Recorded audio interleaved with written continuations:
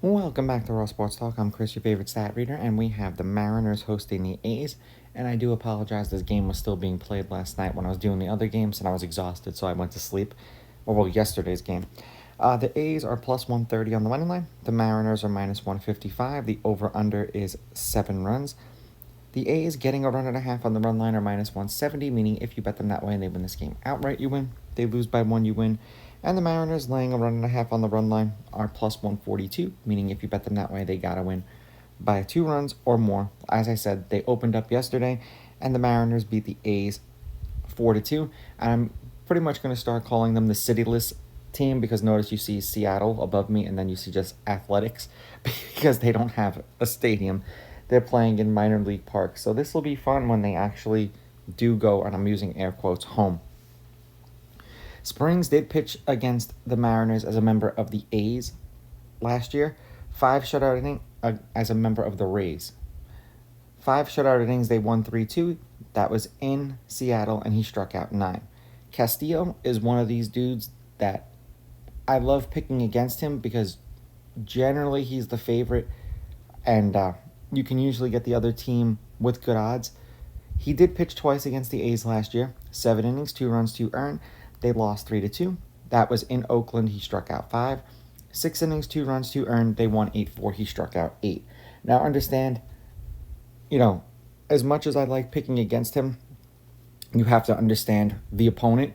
So don't just pick against him to pick against him. Wait until they play a better team, and you'll know, he's going to be the favorite usually. It's supposed to be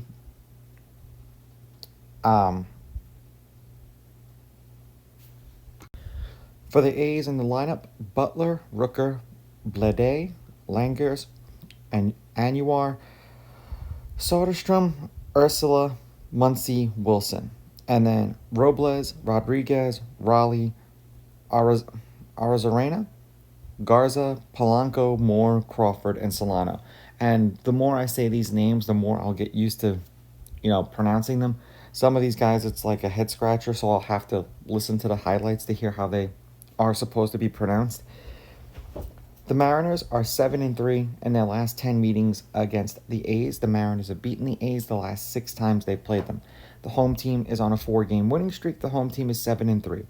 The favorite has won the last 6 games they've played against each other. The favorite is 7-3 on the money line. The favorite winning by multiple runs, laying a run and a half, is 6-4. There have been 4 one-run games in their last 10. The over-under is 5-5, and the over-under at 7 is also 5-5. And the longer the season goes on, the more stats we'll end up getting, and then we'll have to condense the videos. For right now, we're just trying to make sure it hits the 3-minute mark. I'm going to take the Mariners on the money line. I'll take the A's getting the runs, and I will go under in this game. I really, really don't trust Castillo.